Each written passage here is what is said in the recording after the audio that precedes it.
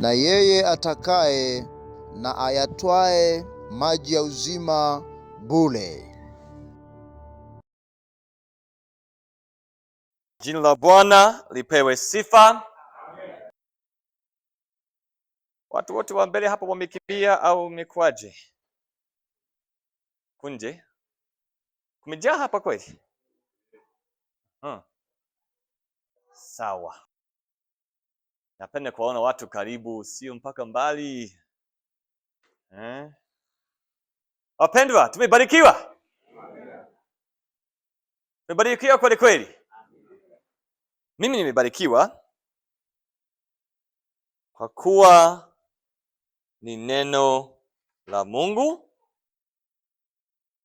Katika maada zetu hizi ni neno ambalo linatugusa katika mambo ya msingi ya maisha. Amen. Tuko katika kitabu cha 3 sasa. Masomo yangu kwa siku zote 4 yapo katika namba 3, kujenga nyumba za Kikristo, mume na mke. Mume na mke. Kiangalia ndani hapo yaliomo, kuna sura ya kwanza, jizoeze na mazingira mapya. Ndio kuna vipengele vingi pale tulivipitia katika somo la jana. Leo tuko katika sura ya pili, jukumu la mume. Kesho jukumu la mke. Sasa ningewapenda sana akina mama wote mrudi nyumbani, mtume mume zenu tuongee nao. Amen. Kesho wabaki na nyie wakina mama, mngefika wote wanandoa tungeona nyie. Lakini sivyo. Ni vizuri tujue neno la Mungu linasema nini. Ila mimi siwezi kutumia ile sehemu, wajibu au jukumu la mke wangu kumfundisha yeye na mimi nipumzike mimi. Hapana. Napaswa nizingatie kwa sehemu yangu. Amen. Kama wewe ni mama, unasikiliza kwa mbali. Somo la leo ni jukumu la mume. Amina. Unajifunza kwa ajili ya jinsi kuwafundisha wale wavulana na vijana wako. Amen. Ndio. Tuko pamoja wapendwa? Kesho tunataka wanawake msikilize kwa umakini. Kina baba sasa tutasikia kwa mbali. Ndio shida katika kufundisha ndoa, kuna sehemu ya huku na sehemu ya huku. Na mimi mara nyingi kwa ubinadamu wangu naweza nikapendekeza nikuzi zaidi sehemu ya kwake, nisizingatie sana sehemu ya kwangu. Amen. Wakati mimi nimeitwa na Bwana nizingatie sehemu ya kwangu tu. Nikifanya vizuri, naweza kufanya vizuri 90% na kitu, ndio nafanya vizuri, ndio yetu inakuwa vizuri. Wakati yeye anachangia 10%, nisizingatie ya kwake. Amen. Lakini yeye anapaswa kuzingatia zaidi ya 50. Amen. Biblia haijagawa nusu nusu kwamba hapa ndio 50, unaweza kujitoa mpaka hapo, mbele hapo. Hakuna. Kuna jukumu la mume leo, jukumu la mke kesho, ndio Alhamisi tunaenda kumalizia na baraka za ndoa. Amen. Tutaangalia leo sehemu 3 katika ukurasa wa kwanza wa somo letu pale katika ukurasa wa 27. Ukurasa 27 tunapata inasema pale katika herufi kubwa, herufi zilizokuzwa pale chini mkono wako wa kushoto, pameandikwa hivi: majukumu ya kimsingi ya mwanamume ni kupenda, kuongoza na kukimu mahitaji. Ni kweli unaweza kujumlisha sehemu 3. Kwa jumla tunaweza kusema sehemu 3 kwa mume ni kupenda, kuongoza na kukimu. kukidhi mahitaji ya mke wake katika ndoa. Kabla hatujaendelea zaidi, nataka tufungue kwa Waefeso. Leo tunataka tuzingatie sana hapo Waefeso sura ya 5 mstari wa 25 mpaka 33. Waefeso 5, nitasoma mimi. Waefeso 5:25 mpaka 33. Nataka tuzingatie, tusome kwa umakini sana. Lakini hata hivyo, wakati tunasoma tusimame. Weke daftari chini kwanza. Nashukuru wengi, nashukuru sana mnashika na daftari na vitabu, mnaandika kwenye vitabu vyenu. Nashukuru. Weka chini, shika Biblia, simama, tena kusoma kwa kuzingatia sana kwa umakini kwa maombi. Amena.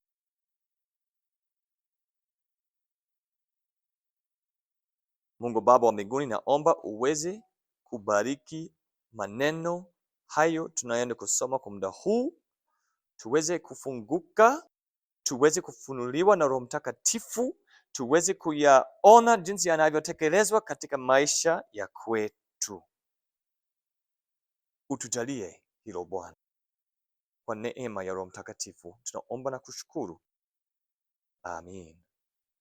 Enyi waume, wapendeni wake zenu kama Kristo naye alivyolipenda kanisa, akajitoa kwa ajili yake, ili makusudi alitakase na kulisafisha kwa maji katika neno, apate kujiletea kanisa tukufu, lisilo na dosari wala kunyanzi wala lolote kama hayo, bali liwe takatifu, lisilo na mawaa. Vivyo hivyo imewapasa waume nao kuwapenda wake zao kama miili yao wenyewe. Ampende mkewe, hujipenda mwenyewe. Maana hakuna mtu anayeuchukia mwili wake popote, bali huulisha na kuutunza, kama Kristo naye anavyolitendea kanisa, kwa kuwa tu viungo vya mwili wake. Kwa sababu hiyo, mtu atamwacha baba yake na mama yake, ataambatana na mkewe, na hao wawili watakuwa mwili mmoja. Siri hiyo ni kubwa, ila mimi nanena habari ya Kristo na kanisa. Lakini kila mtu ampende mke wake kama nafsi yake mwenyewe, wala mke asikose kumstahi mumewe. Bwana abariki usomaji wa neno lake. Amina. Tunaweza kukaa. La kwanza ambalo tutalirudia na kurudia pia, tuzingatie katika kifungu hicho tulichokisoma, tunapata mfano wetu waume. Sisi tunapata mfano wetu kutoka kwa nani?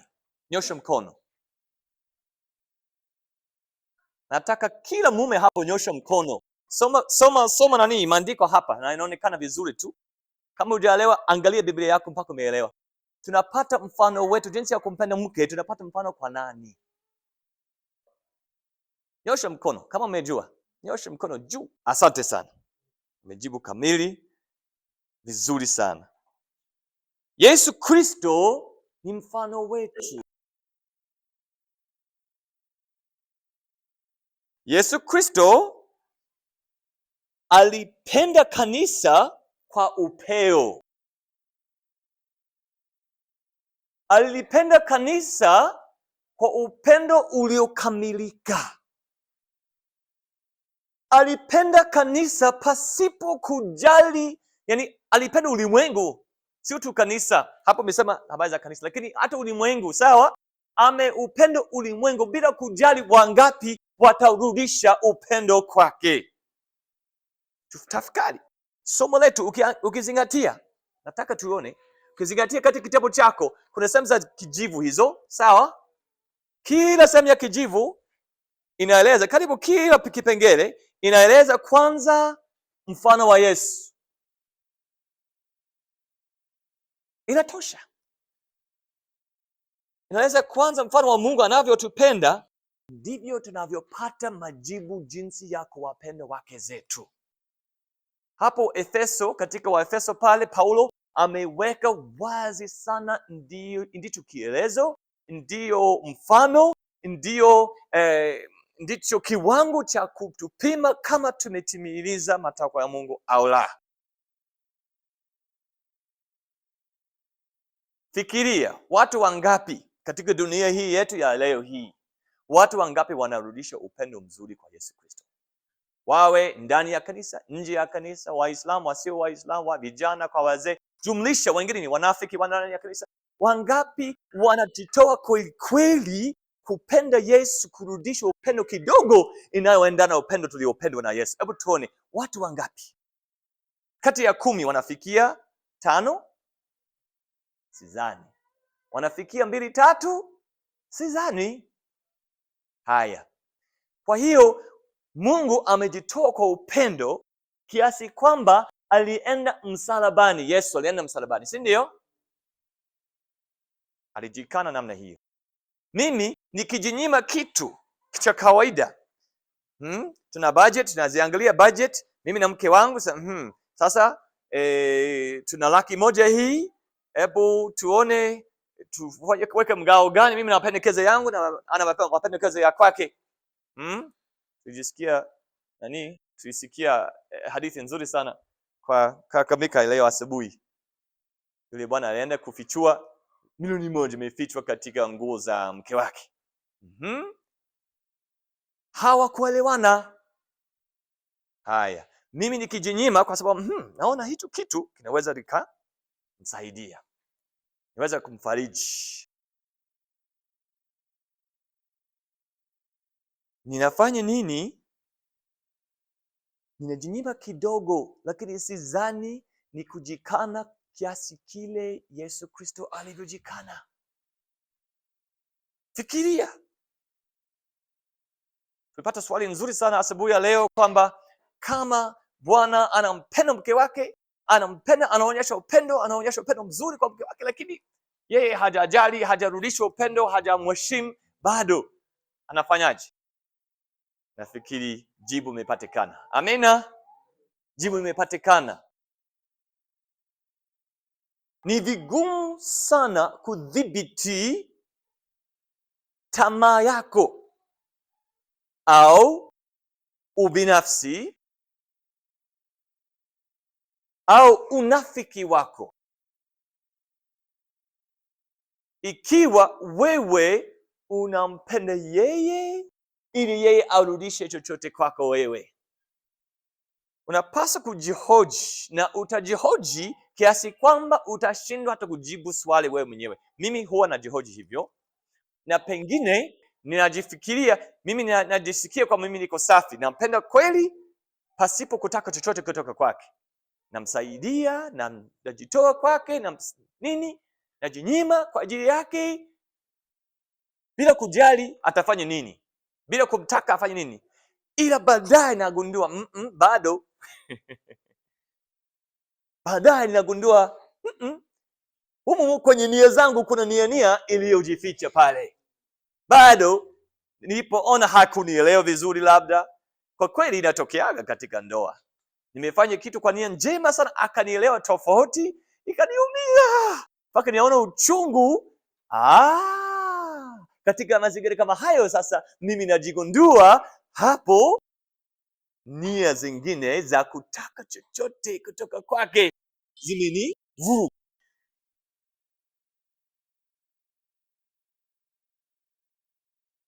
Tuko pamoja? Anapokuelewa tofauti, ndio unapimwa.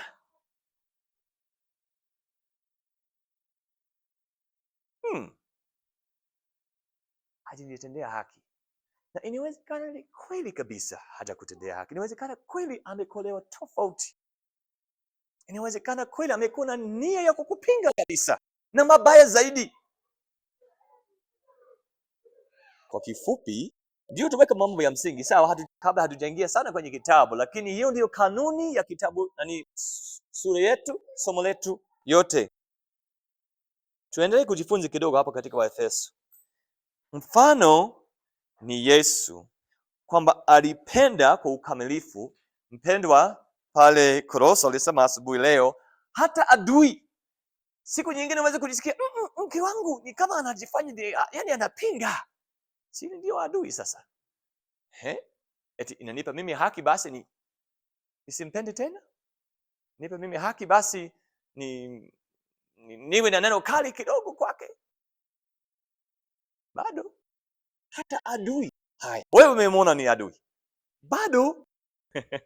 Ndio fursa nzuri zaidi, bado ndio unaenda kwa, ndio fursa sasa, ndio msingi mzuri wa kwenda katika kiwango kingine cha kutii na yani, kwa sababu unamheshimu Mungu. Wewe ni Mkristo, wewe kweli Mkristo ni yule anayemfuata Yesu Kristo. Amina.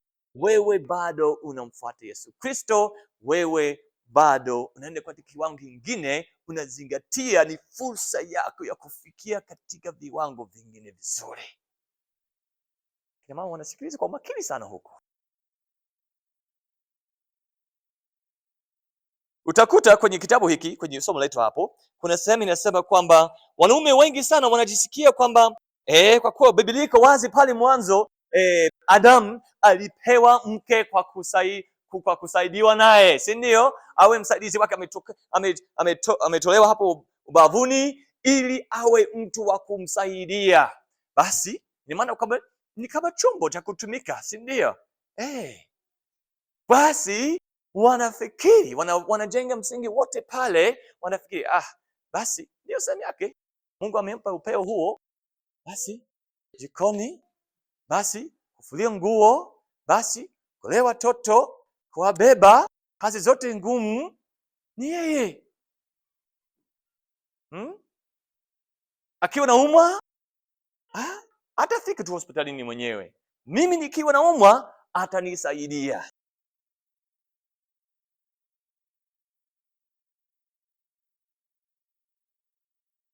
Wanasahau wakati ni kweli yeye ameumbwa kwa ajili ya kuwa msaidizi wake Adam.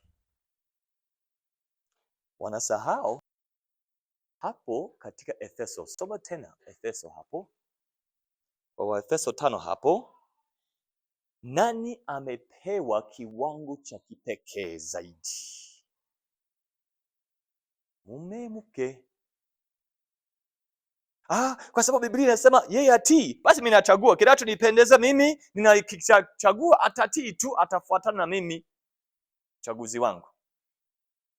Ni kweli ameambiwa anapaswa kutii, lakini hajaambiwa kwamba anapaswa kukupenda wewe kama Yesu. Ila wewe mume umeambiwa unapaswa kumpenda yeye kama Yesu. Ninaona kama kuna ugumu wowote kati ya huko na huko, naona ugumu mkubwa zaidi upo kwa upande wa mume. Amen. Kwa viwango tulivyopewa. Isitoshe, fikiria kama tunafuata mfano wa Yesu. Fikiria nani ametupenda kati ya upendo kati mimi na Yesu Kristo. Nani amependa kwanza? Ni Yesu amenifuata mimi, amejitoa kwa ajili yangu, au mimi akalisubiri mimi? Hebu tuone huyu binadamu pale chini duniani, tuone kama ananitafuta, anaomba masaa mingapi, anaenda kanisani mara ngapi, nitaanza kumpenda basi. Nani amependa kwanza? Yes. Ametanguliza upendo wake kabla. Ameongoza. Yesu ni kichwa. Sawa? Kichwa kinaongoza. Wewe ni kichwa. Amen. Kichwa kinaongoza katika nini? Katika upendo. Haleluya.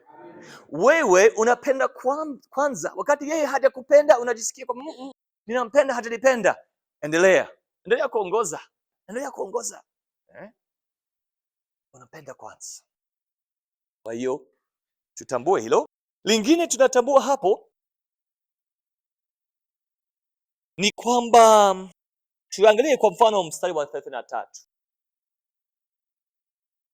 Lakini kila mtu ampende mke wake kama nafsi yake mwenyewe, wala mke asikose kumstahi mumewe.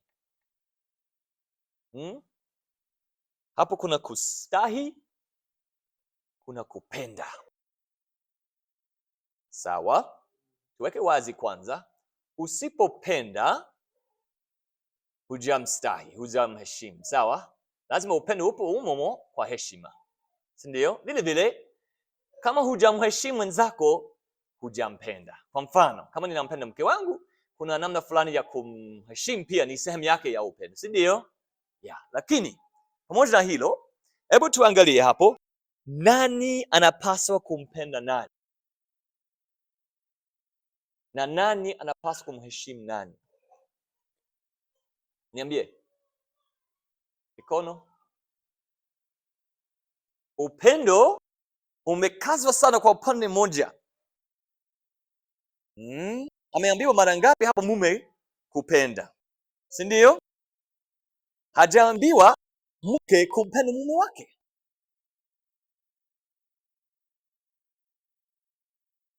Wakati kumheshimu pia ni kupenda, lakini neno lililochaguliwa hapo kuna maana yake.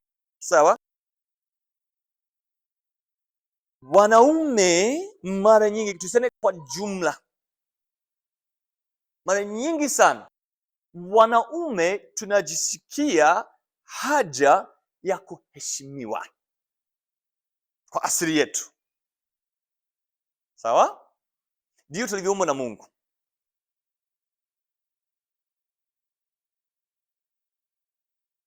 Mwanamke ni tofauti.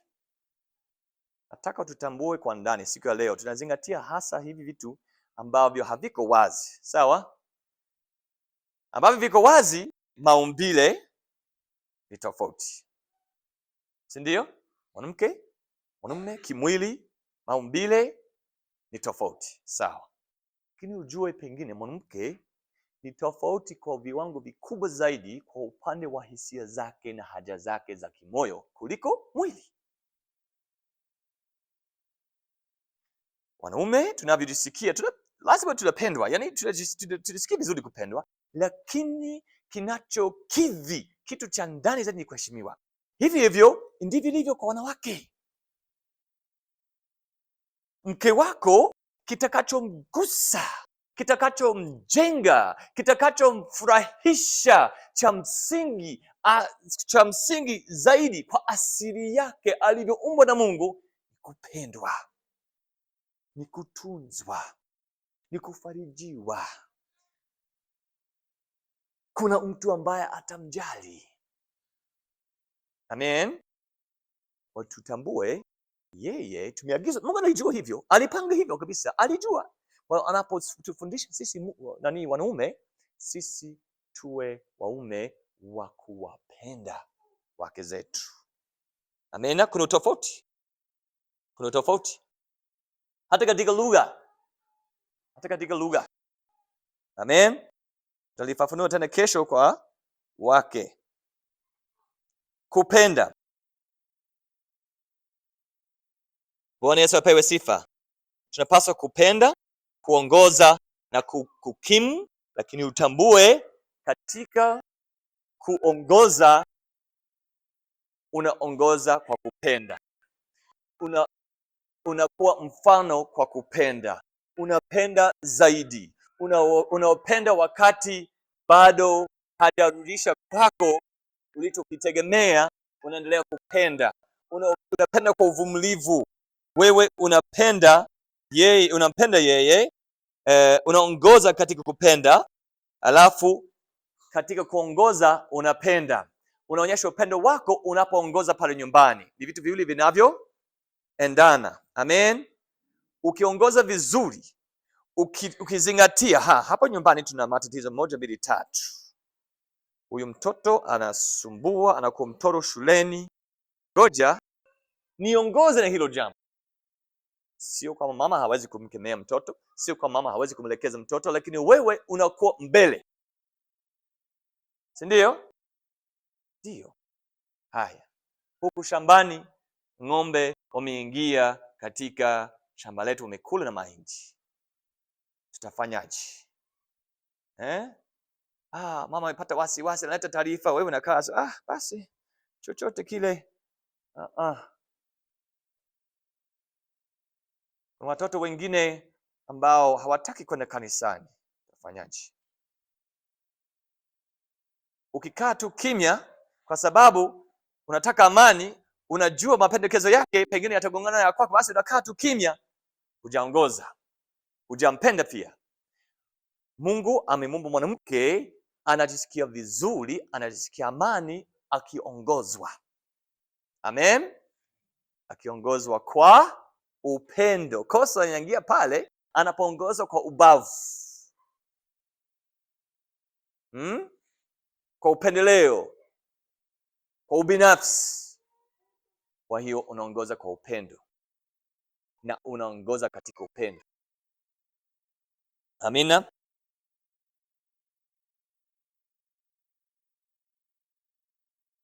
Katika 28 hapo, mfano wa Mungu. Basi nilipopita karibu nawe nikakutazama, tazama, wakati huo ulikuwa wakati wa upendo. Nikatandika upindo wa vazi langu juu yako, nikakufunika uchi wako. Kwa Yesu anatumia mfano wa ndoa akifundisha jinsi alivyowapenda wale wa Israeli. Amen. Anatumia mfano huo kusema ingawa wamemwasi, fikiria wewe una mke wako nyumbani, hajawa mwaminifu, ametembea na wanaume wengine, ukagundua, na baadaye si ametoroka hapo nyumbani, baadaye ndio anahangaika, ametupwa nje, yuko peke yake, amebaki ni maskini, amehangaika. Mungu anafanya nini? Kwa Waisraeli Mungu alifanyaje? Alienda akamfariji, akamfunika na aibu zake, akamrudisha.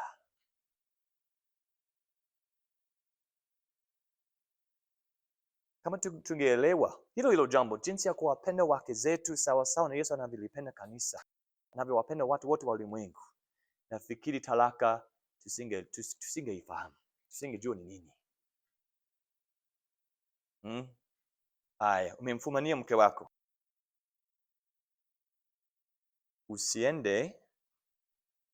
usikubali mafunzo ya kisasa. Rudi kwa neno la Mungu. Mpende mke wako sawa na Yesu alivyokupenda wewe. Je, Yesu alikuona ulipokuwa dhambini, umechafuka na dhambi, umekuwa na makosa, umekuwa umemwasi Mungu, amekuokoa. Ulikuwa na hali ya kupendeza kweli? Uliweza kujisafisha? Sio. Ndio upendo wa Mungu. Ndio upendo tunavyopaswa kuwa nao sisi wanaume.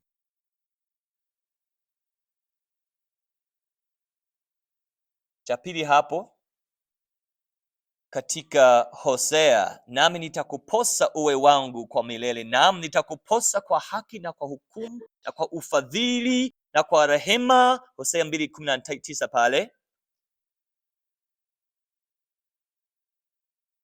Hivi Mungu anavyosema wakati anamtumia Hosea, amemwagiza Hosea aende afanye mfano kabisa, amoe malaya, mtu aliyechafuka, aliyechukizwa, akamoa kwa ajili ya kuonyesha upendo wa Mungu kwa Israeli. Hivyo Mungu anavyofanya. Bwana amejaa huruma na neema, haoni hasira upesi, ni mwingi wa fadhili. Haya, anakukosea lakini wewe si mwepesi wa hasira. Amekukosea kweli kweli, una sababu zote za hasira kibinadamu, una sababu zote za hasira, lakini Mungu si wa haraka, si mwenye upesi wa hasira. Mke wa Mungu pale mwishoni nasema mke wa Mungu, watu wake, yani wa Israeli, mke wa Mungu akikosea kwa njia kama hiyo, yeye hufanya nini? Si anawaokoa, anawasamehe. Na Mungu anavumilia, anatusubiri tukiwa kwenye dhambi, bado mwaliko upo tu, nafasi iko wazi, wakati pumzi hai ipo. Ndio maana ndoa ni ndoa hadi kifo. Wakati bado kuna pumzi, haijalishi ameenda amefanya nini, unampenda, unamrudisha, unampokea. Njooni kwangu, anasema Mathayo 11:28 pale, nami nitawapumzisha. Nataka hilo neno nitawapumzisha. Chukua kalamu yako, chora pale, nitawapumzisha. Wanaume wengi waliooa huwachukulia wake zao kuwa kama wasaidizi walio bora, nao hawajui kwamba waume pia wana jukumu la kuwasaidia wake zao.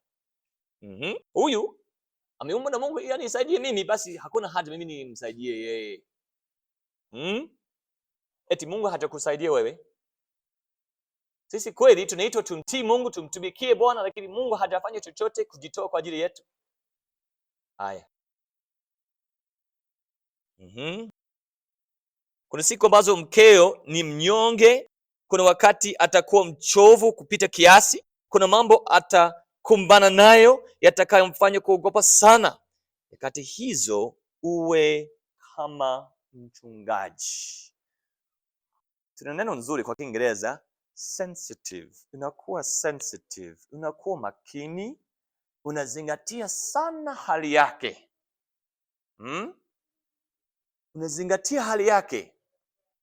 Kuna mfano Mungu anatumia, Yesu ni mchungaji na anatumia mfano hapo kwa Isaya pale 40 na pia katika Zaburi 23. Pengine ni mchungaji wakati anawaongoza wale kondoo, anawaongoza, halafu kuna jike ambaye amezaa, si ndio? Yupo mwana kondoo yule mdogo, jike amezaa jana juzi tu. Hawezi kukimbiza sana wanapoenda kutafuta malisho. Anaenda taratibu kwa sababu anawatambua kondoo wake. Huyu mbona anaumwa? Huyu mbona amechoka? Huyu mbona ana kazi nyingi? Paka anambeba yule mwana kondoo, anamshika, anambeba, akimjali na yule mama. Mke wangu kama amelemewa na kazi za nyumbani, ana watoto wake, amejifungua, labda sio tu leo, labda sio tu mwezi uliopita, lakini anao watoto wadogo pale nyumbani, amelemewa. Siku zingine anazidiwa, mtoto anaumwa nini. Nikigundua hasa ni mimi, nimerudi kutoka shambani, nimerudi kutoka kazini, nimerudi pale, namwona anashughulika, anashika vitu vingi. Kweli mimi pia nimechoka, naweza nikakaa chini, weke miguu juu, lakini nikifanya hivyo, namshika mtoto, namsalimia dakika ngapi, alafu natambua mama hajisikii vizuri leo. Ni vizuri kutambua, Biblia iko wazi, kimwili mwanamke ameumbwa na Mungu. Wala sio kasoro yake, sio makosa yake, sio mapungufu yake. Ameumbwa akiwa ni mdhaifu kuliko wanaume. Ndio, ameumbwa hivyo. Basi tunapaswa kutambua siku za wakati mgumu zaidi, tunamsaidia. Nikisha tulia pale kidogo, dakika ngapi, natambua halafu ni vizuri niwe mwepesi wa kumulizia hali. Leo asubuhi nilikuwa nakohoa sana. Je, unasikiaje mpaka saa hizi? Leo tumbo halikukaa vizuri. Je, mpaka saa hizi jioni? Unamuuliza. Kwa kweli kadizidi, lakini sikuwa na jinsi nini. Mtoto alikuwa anauma pia, namshika, analia sana. Haya. Yaani unapaswa kugundua haraka sana. Unamwendea, unasema sasa niachie kwanza. Nishike mtoto, analia, ngoja nimbembeleze. Nifanye nini? Uwezi kushika jiko na mtoto anafanya anashika vyote kwa wakati mmoja.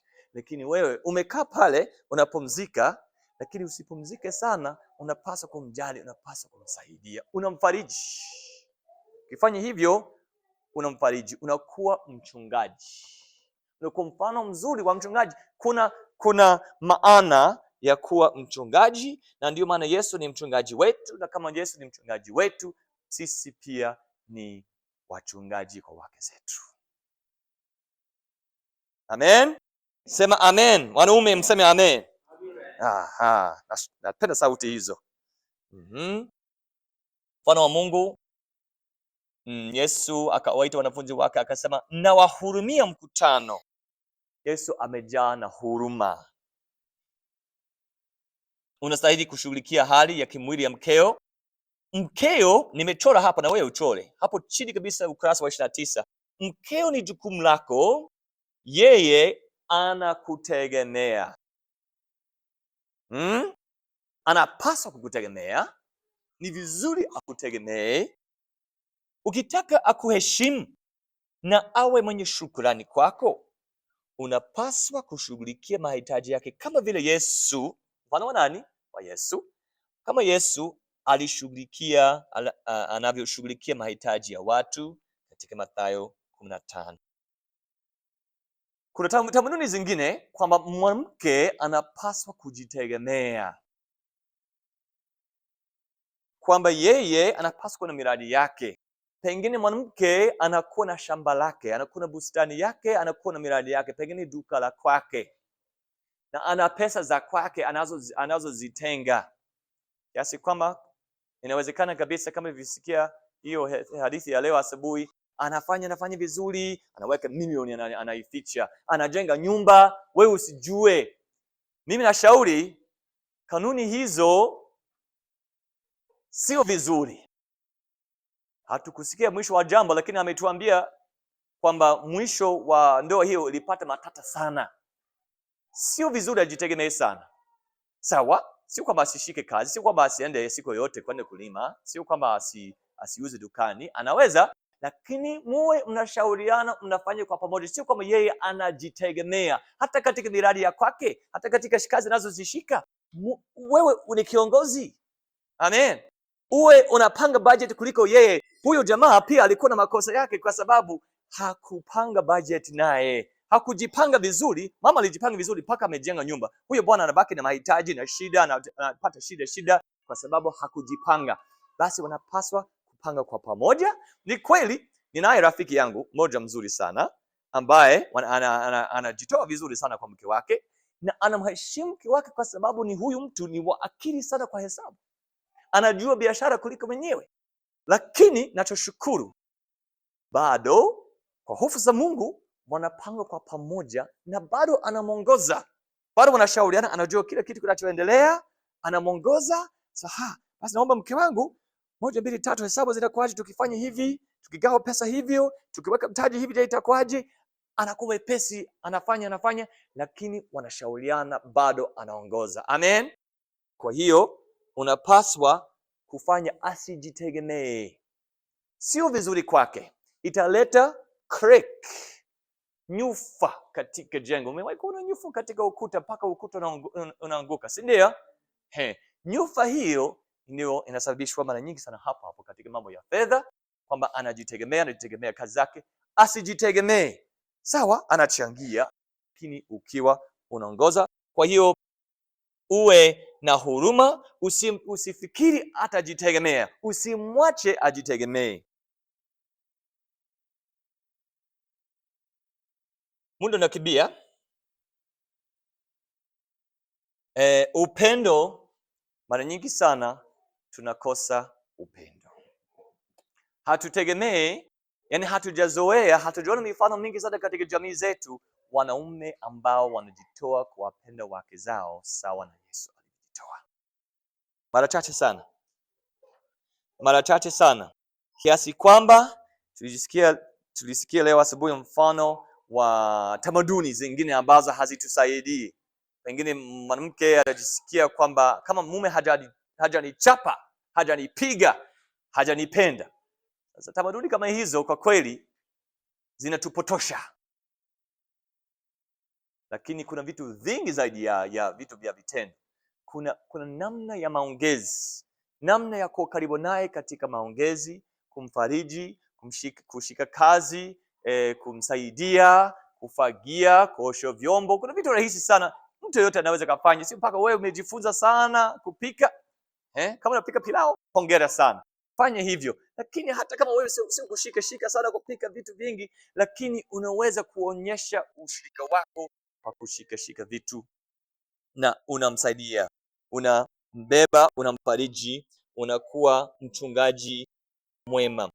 Kurasa 32.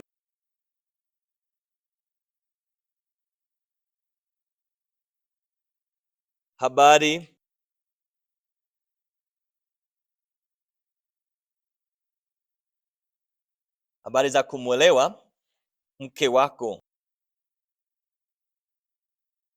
Na unapaswa kumwelewa mke wako. Tunaambiwa na neno la Mungu tunapaswa kukaa naye kwa akili. Tunapaswa kukaa naye kwa akili.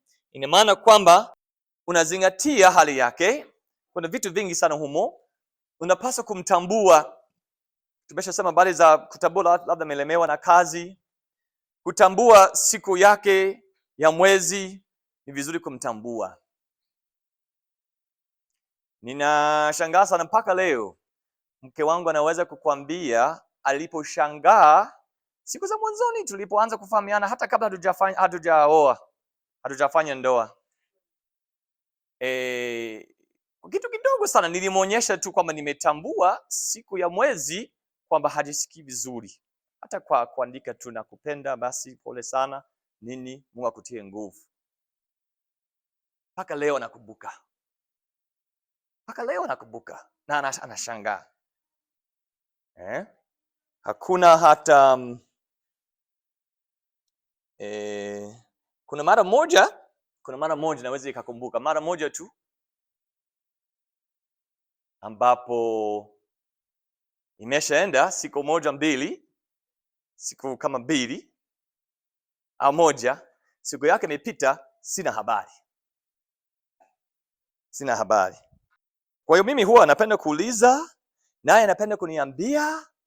Kwa hiyo kama ninazingatia, najua. Siku ya leo hebu nione nimsaidie chochote kile. Nimfariji kwa lolote lile. Lakini kuna kuuma kwa mara nyingi, namna nyingi sana na kulemewa na watoto. Amena. Onyesha upendo, utumia akili, lakini pia kumfariji. Hapo kuna maneno yanasema hivi, mara nyingi tumewasikia waume wengi wakilalamika au wakiwalaumu na kuwadhihaki wake zao. Inaonekana kwamba wanaaibika kuheshimu na kuwasifu wake zao mbele ya marafiki. Pale katika waraka wa kwanza Petro 3:7 inakuhimiza kumshughulikia mkeo kwa uangalifu na kwa akili, kwa sababu kimwili ni mdhaifu kuliko wewe. Tumia akili kumtambua uwezo wake na mipaka ya uwezo wake. Nanofuata hapo ni upendo kwanza. Mfano wa Mungu, Yohana waraka wa kwanza sura ya 4 mstari wa 19. Sisi twampenda kwa maana yeye alitupenda sisi kwanza. Kama tumeshasema tayari, ametangulia kutupenda sisi na imesababisha sisi kumpenda yeye. Mpe mke wako msingi mzuri. Amen. Umsababishe kukupenda, umsababishe kukuheshimu. Kuna mzunguko. Amena. Kuna mzunguko, ndio. Ni maana kwamba ukishapeleka nguvu kumpenda, yeye anakuheshimu. Heshima hiyo inayokuja kwako, unafurahi, unampa upendo. Amen. Hivi, lakini wewe wa kwanza. Kama unasukuma, tuseme kwa mfano baisikeli. Kama unasukuma baisikeli inaenda vizuri kwa sababu ya mzunguko wa tairi zile, si ndio? Haya.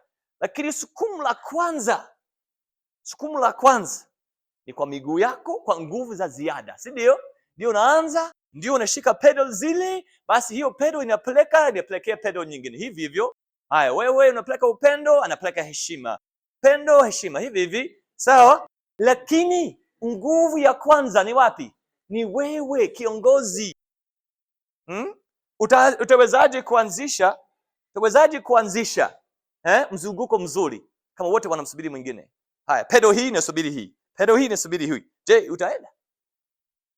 Wezi. Nisisitize tena umuhimu wa kutanguliza wewe uwe wa kwanza katika upendo. Upendo kupitia matendo, mfano wa Mungu, kwa maana jinsi hii Mungu aliupenda ulimwengu hata akamtoa mwanawe pekee, ili kila mtu amwaminie asipotee, bali awe na uzima wa milele. Amen.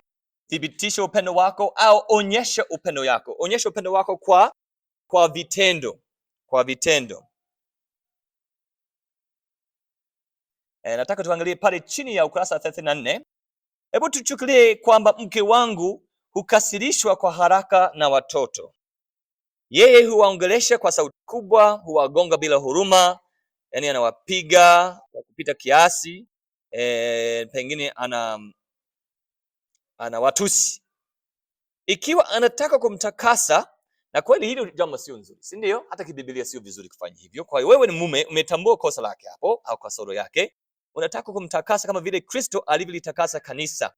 Labda hatua zifuatazo zitakusaidia kuafikia malengo yako. Nataka uweke alama hapo. Kuna hatua karibu 7 hapo. Kwanza, hakikisha kwamba wewe ni mfano mzuri. Haya, nataka nimkosoe, lakini mimi pengine ninawafanyia watoto hivi hivyo. Basi acha kwanza, usimkosoe, hata usiseme chochote. Uzingatie, ubadilike wewe mwenyewe kwanza, uwe mfano kwanza. La pili, muonyeshe katika Biblia kwamba kile anachofanya ni dhambi. Si tu kwa nimewahi kukwambia usifanye hivi.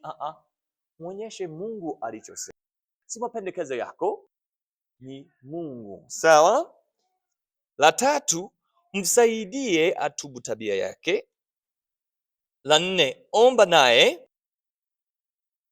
omba naye kila siku na uombee hii shida.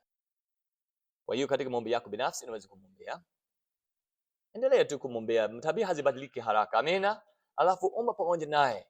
Kama unaomba naye pamoja naye, sema Mungu, nataka utusaidie, nataka umsaidie mwenzangu.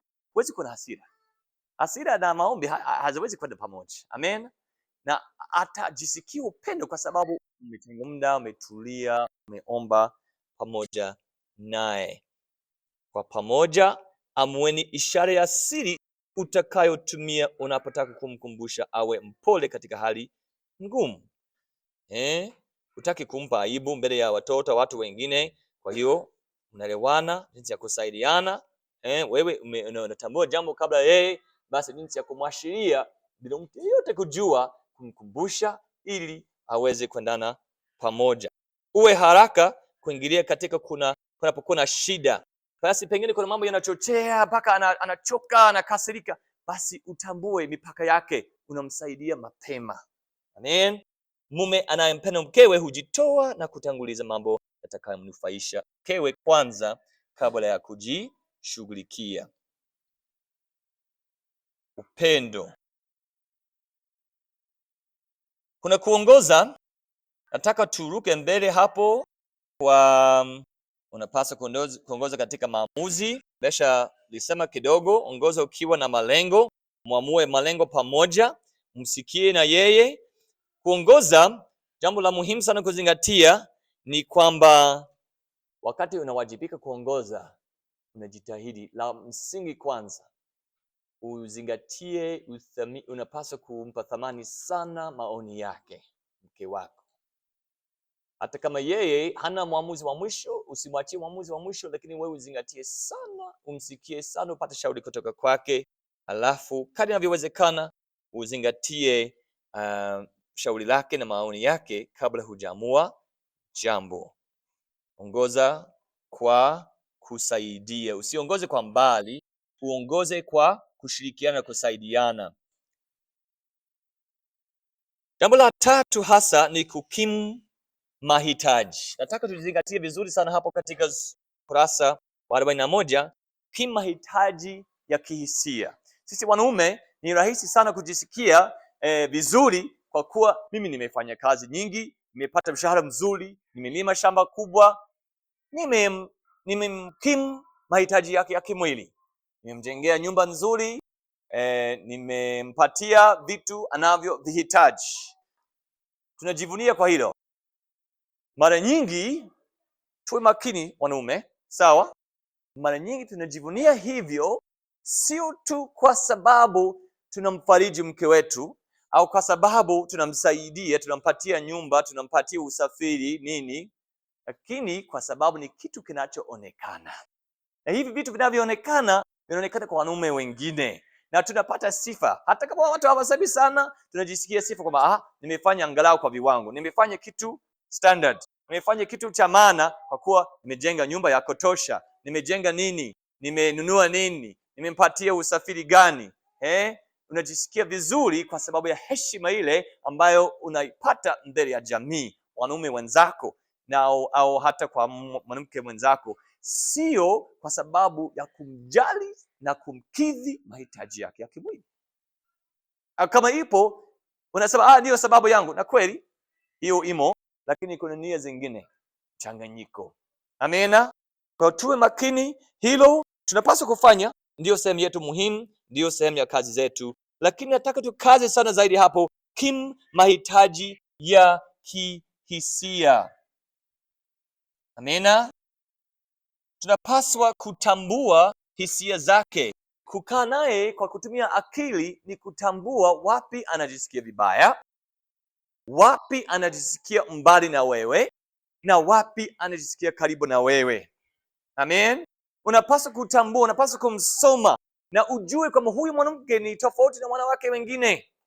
Huyu wanawake kwa jumla ni tofauti na wanaume, lakini huyu mwanamke, huyu mke wako uliopewa na Mungu, ana hisia zake ambazo ni tofauti, ni za kipekee. Unapaswa kumjua kuliko mtu yeyote mwingine, kuliko marafiki wa kike wenzake, kuliko mama na baba. Unapaswa kumtambua kuna kitu gani kinachomfurahisha zaidi. Kuna utafiti, sisi wanadamu tuna lugha mbalimbali ya kupokea upendo. Amen. Kuna njia mbalimbali, wengine wanasema lugha. Ina maana kwamba nikiongea lugha ya Kiingereza, nikihubiri kwa Kiingereza, hamtafaidika sana. Sio wote, baadhi. Sio wote watafaidika sana. Nikifundisha kwa Kihangaza au Kishubi, wengi watanisikia, lakini wengine bado, si ndio? Kuna lugha mbalimbali. Huyu anajisikia vizuri sana ukiongea lugha yake, huyu lugha yake. Hatuongei sana vilugha sasa. Kuna lugha ya kutumia vitendo vidogo vidogo, kushughulika, kumsaidia kazi. Ukifanya hivyo, yani inamkidhi sana hisia zake, unamtia moyo sana, anajisikia karibu na wewe. Ni kama anajisikia kama huyu mume wangu ananipenda kweli kweli. Hiyo moja. Ingine ni zawadi. Unamtafutia zawadi. Mimi ni wa pekee kwake. Ukimpa zawadi inamjaza sana na upendo, inamjaza sana na kujisikia vizuri, kukidhi mahitaji yake ya kihisia. Mwingine ni muda. Ukitenga muda kwa ajili ya kuwa karibu naye. Unatenga muda usiku, jioni, Jumapili, Jumamosi, hata muda wote pale kwa makusudi unasema, mke wangu, nataka tutenge muda, hebu tuongee maisha vizuri pamoja, hebu tutumie muda pamoja katika maongezi, katika kuhusiana, kuliko labda kwenda kufanya vitu vingine ambavyo unapenda kuvifanya. Ametabua wewe umefanya kwa makusudi. Inafanya nini? Inamwingia zaidi. Nyingine ni maneno. Wengine wanapenda maneno mazuri. Nakupenda. Unamsifu, unataja sifa zake.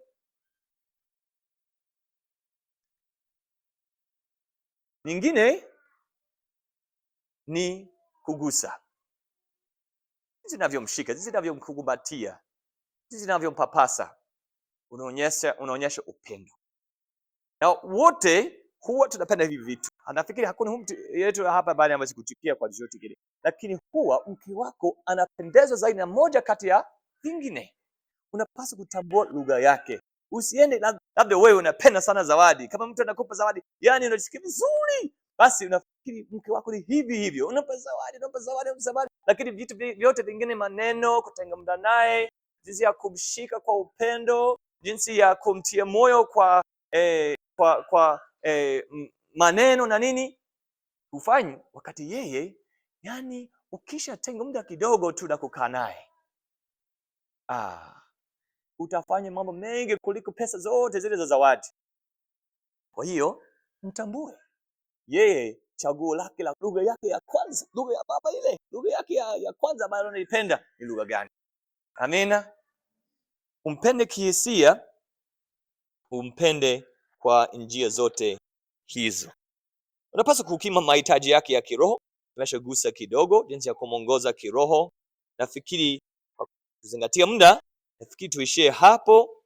Mimi nataka tukumbuke kabisa kwamba sisi waume tunapaswa kuwapenda wake zetu, tunapaswa kuwaongoza, tunapaswa kukima mahitaji yao. Hasa tuzingatie mahitaji ya kihisia. Nini wapendwa? Nafikiri dakika 2-3 kama kuna kitu ambacho hakieleweka, labda hakikueleweka, karibishe maswali haraka.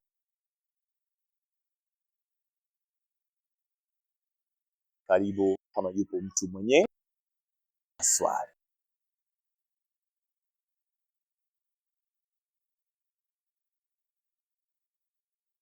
Wote tumeelewa vizuri. Unajua ni rahisi kuelewa, ni vigumu kutenda.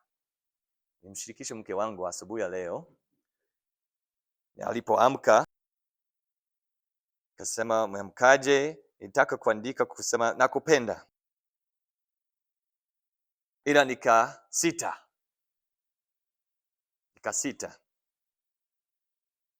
Alafu nikamwambia kwa maneno, sio tu kuandika. Nikasema, mke wangu, hivi nilitaka sasa hivi niandike ninakupenda, lakini nijisikia kwamba mbona maneno hayo ni mepesi sana. Kwa sababu leo nimetumia masaa 2 asubuhi, nimeamka mapema, ninaandaa somo langu la kufundisha leo. Nimetambua kwa mambo mengi sana sitakupenda. Kwa hiyo nione ni vizuri zaidi kuambia sitakupenda, wakati nataka nikupende, lakini nimetambua makosa yangu mengi sana kwa kuandaa somo la leo. Kwa namna nyingi sana sitakupenda ipasavyo. Si kwamba sitaki. Nikamshirikisha, akanielewa, akasema, lakini kumbe kama umetambua makosa yako, utaenda kufundisha vizuri zaidi.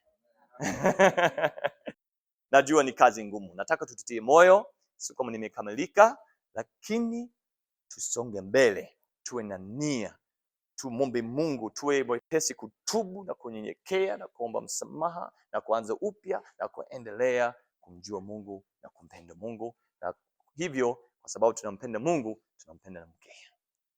Amina. Amen. Basi nimkaribishe kiongozi, karibu.